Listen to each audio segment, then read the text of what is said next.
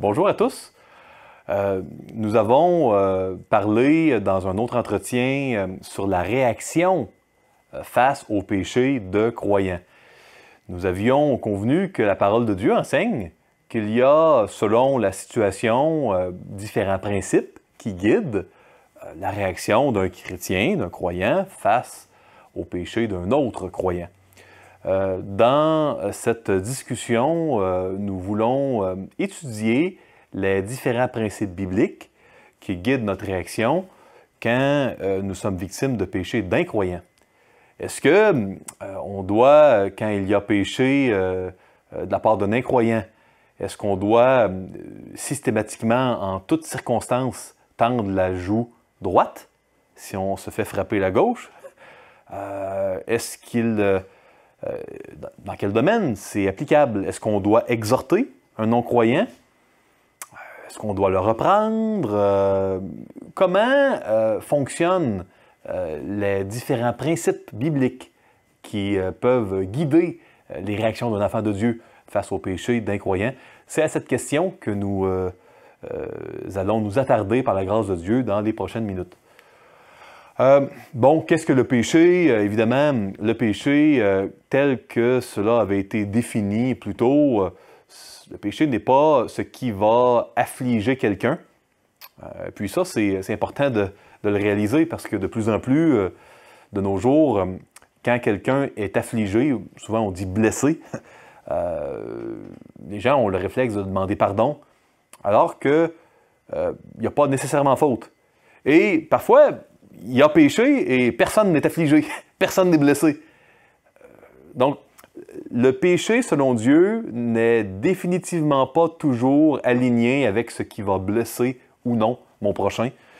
Parfois, les gens sont indifférents face à certains péchés et sont offensés quand il n'y a pas de péché. C'est important de revenir à la parole de Dieu pour comprendre qu'est-ce qui est une infraction, qu'est-ce qui est une offense à la loi de Dieu. Maintenant, quelle est la réaction des autres face au péché? Quelle doit être notre réponse? Nous devons, comme dans toute chose dans la vie chrétienne, revenir au grand commandement. Hein? Tu aimeras le Seigneur ton Dieu de tout ton cœur, de toute ton âme et de toute ta pensée. C'est le premier et le plus grand commandement. Et voici le second qui lui est semblable. Tu aimeras ton prochain comme toi-même. Donc ça, c'est la fondation à laquelle est rattachée toute la loi et les prophètes. Tout s'accroche à cela. Si on vous propose un principe provenant des Écritures qui ne peut pas s'accrocher à cela, il y a certainement une mauvaise compréhension ou un problème d'une manière ou d'une autre. Parce que ça, c'est la fondation, c'est Jésus qui l'a dit. Maintenant, j'aimerais vous proposer 3 catégories différentes de situations pécheresses chez un incroyant. Donc, de type de péché. Hein? Puis ici, on doit comprendre que un péché, c'est un péché, c'est ce qui offense Dieu. Donc, je ne parle pas de 3 types de péchés, mais de 3 catégories de réactions ou de situations pécheresses à laquelle un enfant de Dieu va réagir d'une manière ou d'une autre. Il y a des offenses mineures, des offenses que j'ai appelées ordinaires et des offenses insupportables. Donc, les offenses mineures, ici, il s'agit de fautes de caractère, de tares de caractère.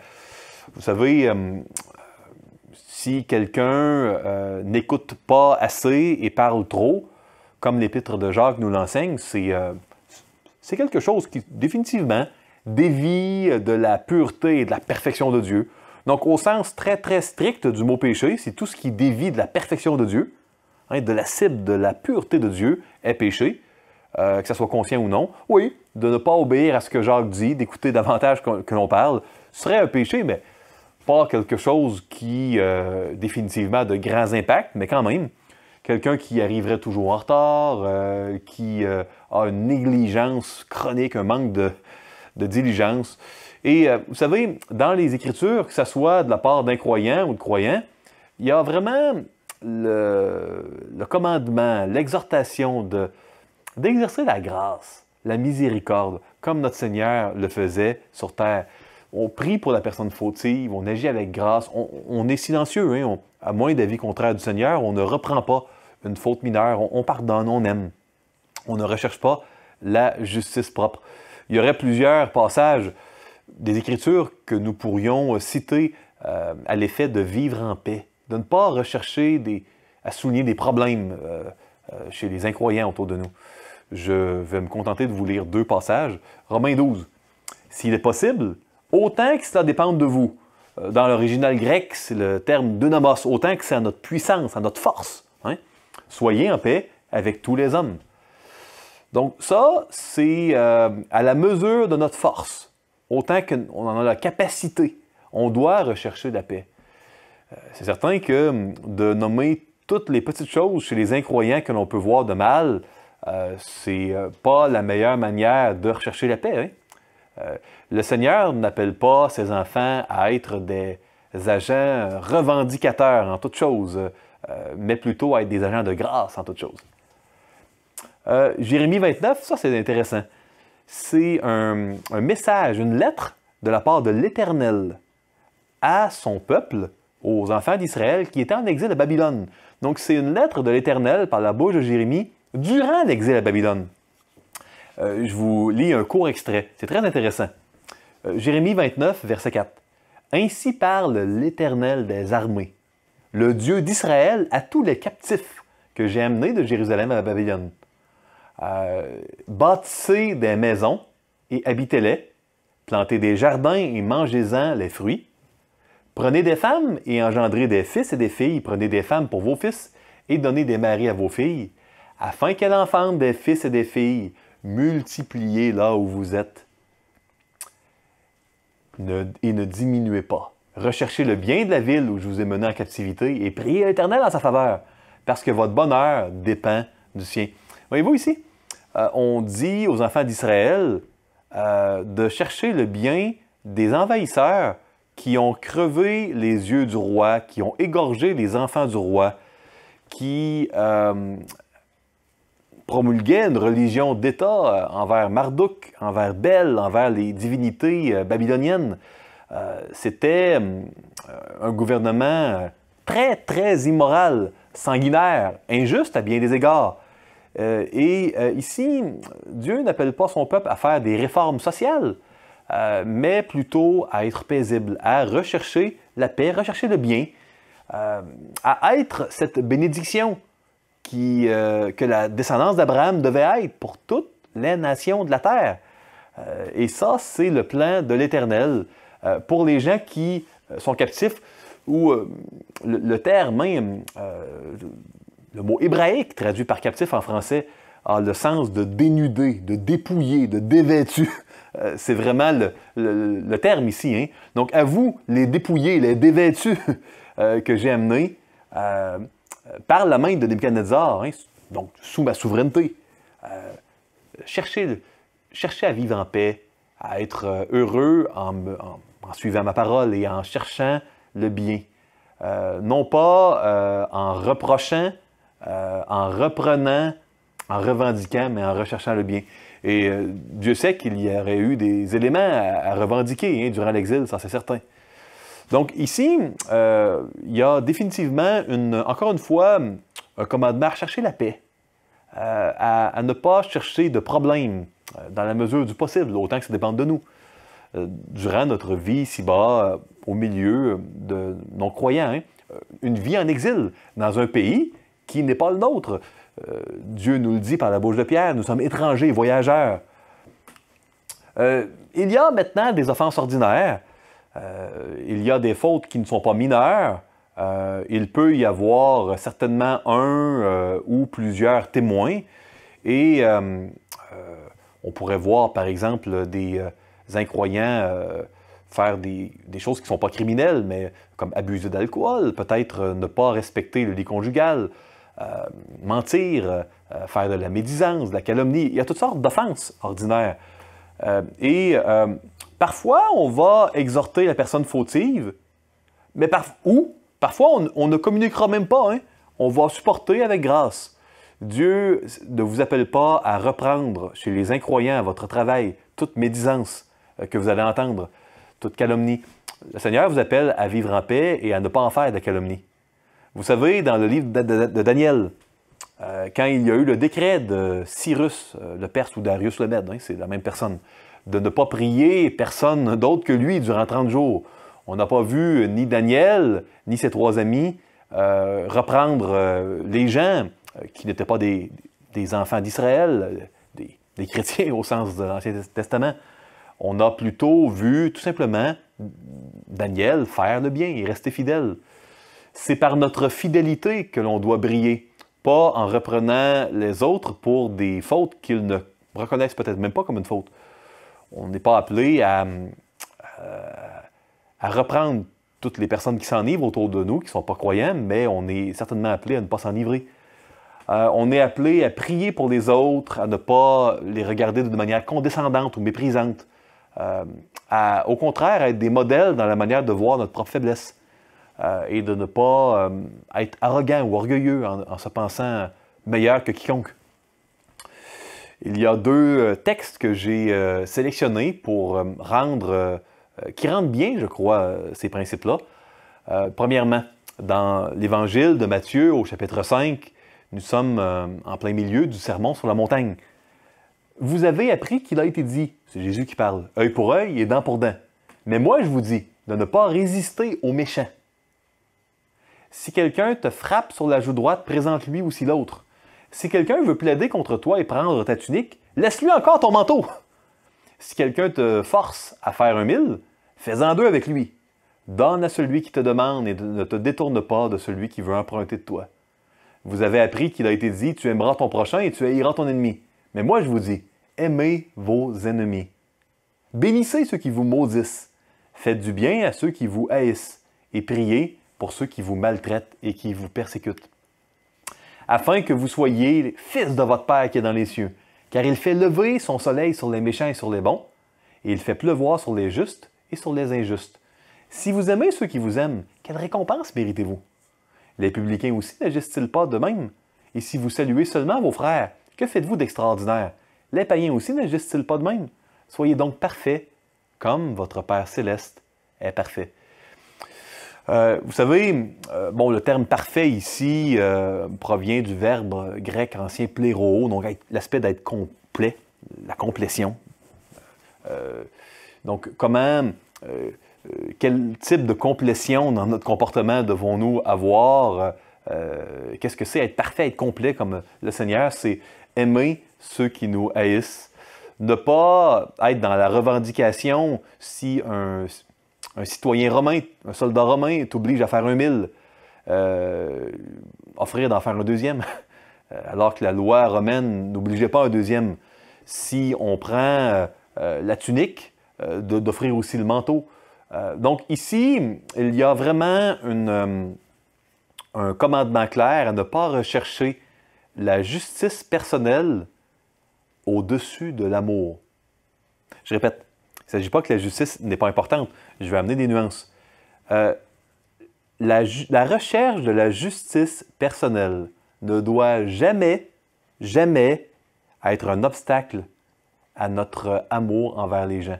Le premier commandement, desquels dépendent toute la loi et les prophètes, ce n'est pas la recherche de ce qui est juste pour soi ou pour les autres. Ce n'est pas des croisades, c'est aimer Dieu, aimer le prochain. Donc, il y a une place pour la justice, mais jamais au même niveau que notre recherche d'aimer Dieu et d'aimer les gens. Ça doit passer en premier, même si cela demande parfois, et j'oserais dire souvent, d'accepter et de remettre aux pieds du Seigneur les injustices, comme il a fait lui-même pour nous sauver. Ça, c'est un passage qui est percutant, hein? Un passage qui est connu, un passage qui dérange, un passage qui est impossible de lire d'une manière naturelle et de vouloir appliquer tel quel, à moins d'être prêt à mourir à nous-mêmes, comme tous ceux et toutes celles qui ont expérimenté la conversion, hein, mort à elles-mêmes et nouvelle naissance, ont expérimenté. Sans mourir à nous-mêmes, impossible de lire le texte tel quel. Certains commentateurs ont... j'ai été épouvanté parfois de voir comment ce texte qui dérange peut être tordu d'un côté ou de l'autre pour essayer de faire dire que finalement, pas besoin d'accepter l'injustice.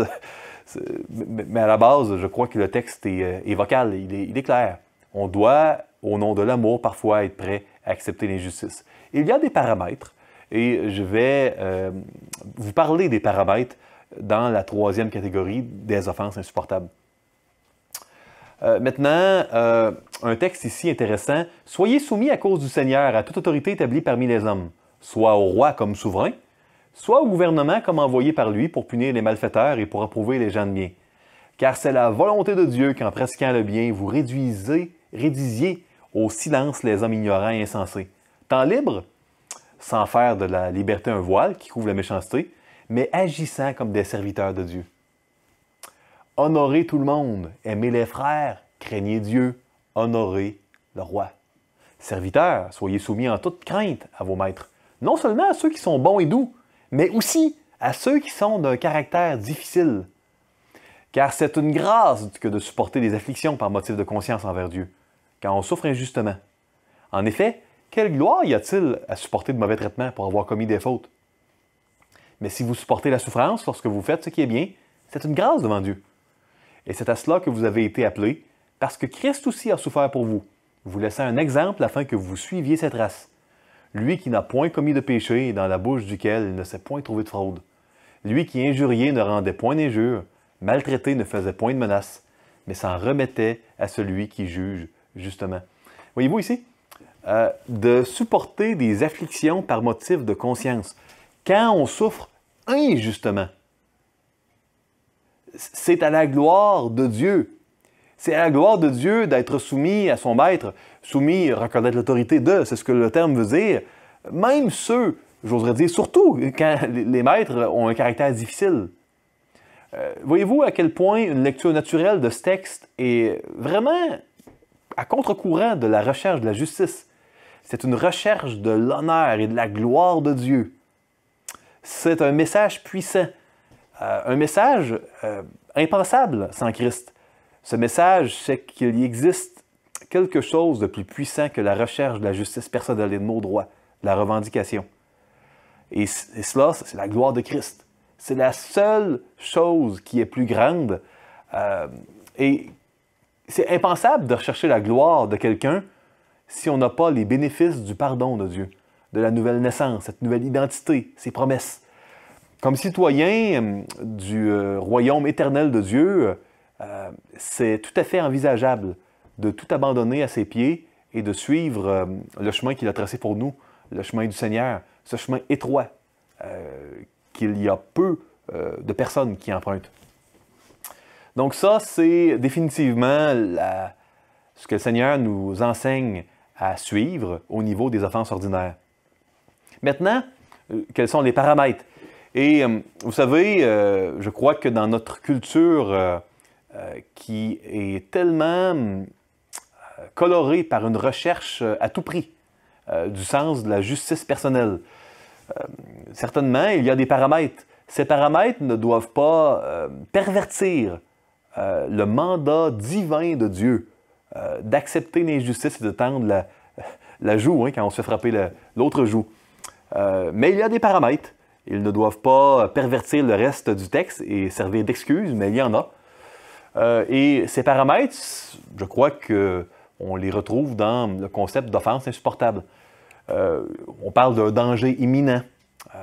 Et là, de l'importance d'enlever le danger. La parole de Dieu nous enseigne vraiment d'enlever le danger quand il y en a. Parfois, on peut informer la police. Parfois, on exhorte. Il y a une place biblique pour la dénonciation. J'ai choisi quelques passages pour mettre en relief, mais il y en aurait d'autres, ces principes. Dans Matthieu 2, il y a le passage où Marie et Joseph sont avertis par un ange que Hérode va tuer tous les bébés. Ils sont avertis par un ange du Seigneur pour qu'ils fuient le danger.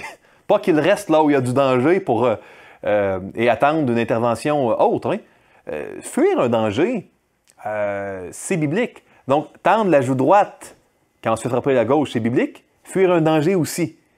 Voyez-vous quand même, il y a définitivement un commandement de toujours faire passer l'amour avant la recherche de la justice, mais il y a quand même un commandement de de ne pas être insensé et de ne pas chercher à aller vers le danger quand on peut l'éviter, à moins évidemment d'un appel spécial de Dieu à aller à un endroit où c'est dangereux.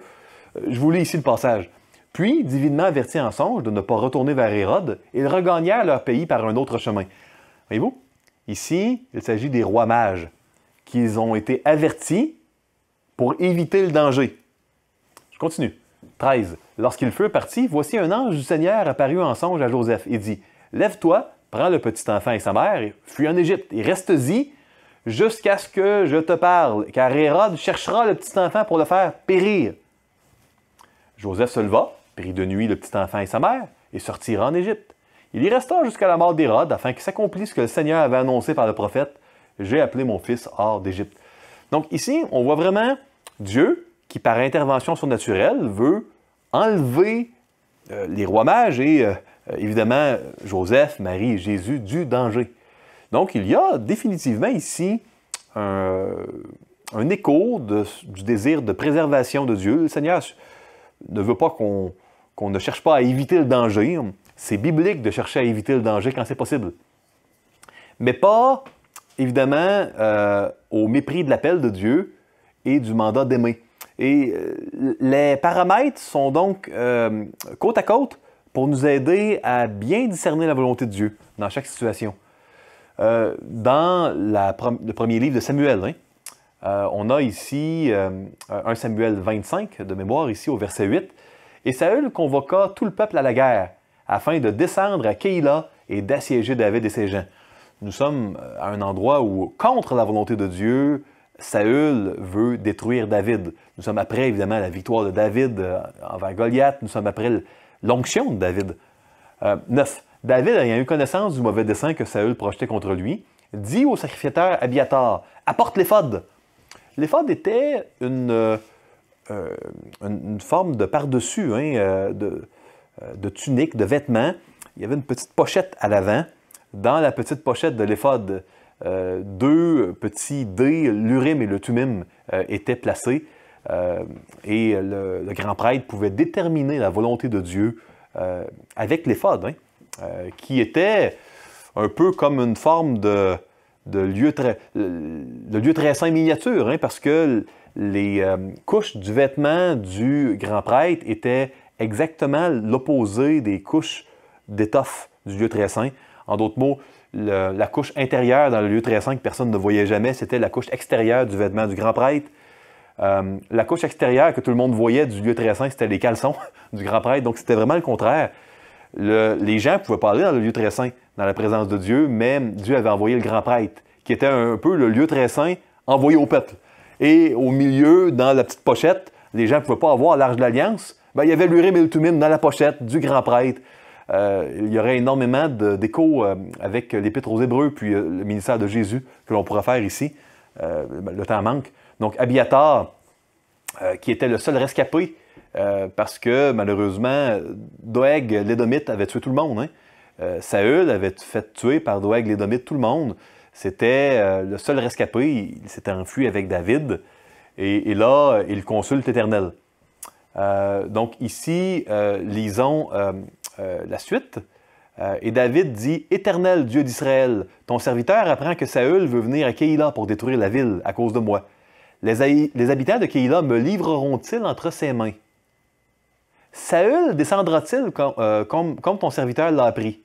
Éternel Dieu d'Israël, daigne le révéler à ton serviteur. » Donc, David veut savoir si c'est dangereux de rester ici. Et puis, est-ce que l'Éternel va être silencieux? Parce que pour lui, il faut... Ou encore, il va lui dire, oui, le danger, mais reste là. Ah non. Et l'Éternel répondit, il descendra. David dit encore, les habitants de Keïla me livreront-ils, moi et mes gens, entre les mains de Saül? Et l'Éternel répondit, ils te livreront. Donc, on voit vraiment la coopération de Dieu ici pour avertir David. David a pris la peine de demander à Dieu et Dieu lui indique comment échapper au danger. Nous sommes dans le même registre que Matthieu au chapitre 2 ici, verset 13. Alors David se leva avec ses gens au nombre d'environ 600 hommes. Ils sortirent de Keïla et s'en allèrent où ils purent. Saül, informé que David s'était sauvé de Keïla, suspendit sa marche. David demeura au désert dans des lieux forts, et il resta sur la montagne du désert de Ziph. Saül le chercha toujours, mais Dieu ne le livra pas entre ses mains. Maintenant, on voit vraiment Dieu qui a guidé par Abiathar, l'Urim et le Thummim, pour que David puisse échapper au danger. Donc, ici, on voit définitivement le principe de, oui, on veut aimer, on est prêt à risquer même sa sécurité puis à abandonner notre justice personnelle parfois, mais il y a quand même un paramètre d'autopréservation là-dedans qui, à mon avis, est clair. Je vous cite Ésaïe 1, mais honnêtement, cette idée de ne pas aller tête baissée vers le danger, à moins d'avis contraire de Dieu, il y aurait un grand nombre de textes bibliques que je pourrais vous citer à cet effet-là. Il n'y a pas une théologie biblique d'aller vers le danger quand on peut l'éviter. Mais il y a une théologie biblique de tendre l'autre joue. Voyez-vous comment les nuances de offense mineure, offense ordinaire et offense insupportable sont là dans la parole de Dieu? Elles ne sont pas catégorisées ici. Je vous propose 3 catégories qui, à mon avis, sont une manière très simple de voir les grandes nuances des grandes situations des Écritures. Ésaïe 1,17. Apprenez à faire le bien, recherchez la justice, protégez l'opprimé. Faites droit à l'orphelin, défendez la veuve. Défendez la veuve. Donc ici, il y a définitivement un élément de rechercher la justice, mais attention, ici, ce n'est pas la sienne, c'est celle de d'autres. Donc, encore une fois, ça doit être fait avec amour, ça ne doit pas être fait avec amertume, avec un zèle acerbe qui complètement éclipse le commandement le plus important, qui est la fondation, aimer Dieu puis aimer son prochain, mais par amour, avec un ton d'amour. Il y a une place pour protéger du danger d'autres personnes. Donc, il y a de nombreux chrétiens qui ont été protégés leur pays dans l'armée. Et puis, c'est tout à fait aligné avec les Écritures. Maintenant, c'est à chaque chrétien de se faire une opinion sur l'idée de comment juger si une guerre est juste ou injuste. Et ça, c'est un autre sujet plus compliqué qui n'est pas dans le cadre de notre cours, mais définitivement, il y a un élément d'éviter le danger, de chercher à faire éviter le danger aux autres, surtout aux personnes plus vulnérables. Il y a un élément d'amour. C'est pas aimer son prochain si on voit des dangers et qu'il y a des crimes et qu'on ne les signale pas. Il y a un point où si on devient des justiciers masqués qui cherchons à faire des croisades, nous usurpons l'autorité de d'autres et là, on n'est plus dans l'amour, où il y a des moments où on peut faire la bonne chose. On peut défendre la veuve avec amour et sans amour. On doit examiner nos cœurs et c'est donc tout un spectre de nuances qui est dans les Écritures. Je crois que dans notre culture occidentale, ce n'est pas à être amorphe face aux injustices des personnes vulnérables. C'est certainement là par moment, mais je crois qu'il y a 20 ou 30 ans, c'était probablement un angle mort plus grand. Et peut-être que le pendule va vers un peu trop de croisades. Je crois qu'il y a de la place pour les 3 catégories et que le Seigneur nous appelle à être équilibré, à être aligné, à être réfléchi. C'est très important, vous savez, de bien classifier le type de situation. Je crois que la majorité des erreurs ne sera pas de faire quelque chose qui n'est pas biblique, mais va être de classer une offense mineure en insupportable ou une insupportable en ordinaire. Je crois qu'un bon discernement, un bon jugement pour bien juger, bien évaluer de quel type d'offense il s'agit, je crois que c'est crucial. Ça fait bien souvent toute la différence. Je reparle un peu de la théologie de la réparation. J'en avais parlé dans l'entretien sur comment réagir aux péchés de croyants. Évidemment, c'est encore présent dans le cadre de péchés de non-croyants. Donc, si vous péchez et que cela a un effet sur un non-croyant, ben, certainement, qu'il soit croyant ou pas, vous cherchez à réparer.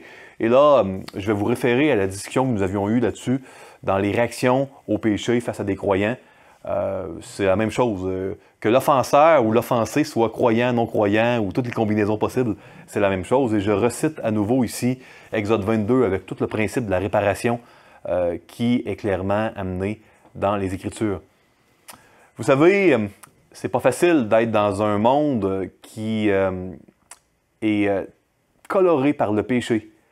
Une brisure du péché qui est dans l'Église et à l'extérieur de l'Église, qui est partout. Dans la création.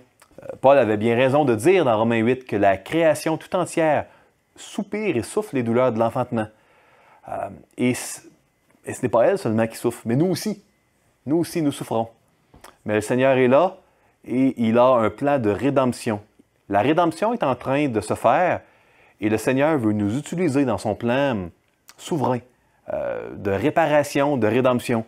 Et c'est important de ne jamais oublier que le Seigneur, il nous donnera toujours toute la grâce nécessaire pour faire face aux difficultés, souvent injustes, qui vont être placées sur notre route.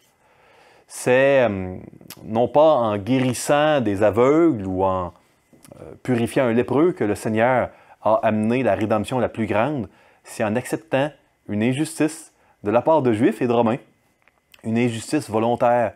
Il l'a volontairement accepté, cette injustice, et c'est ce qui nous a sauvés de la perdition éternelle et c'est ce qui nous a donné l'adoption. Que le Seigneur nous réconforte par l'exemple de la croix, de son exemple, et qu'il nous amène à ne pas perdre courage quand nous sommes découragés, quand nous sommes abattus. Que Dieu vous bénisse.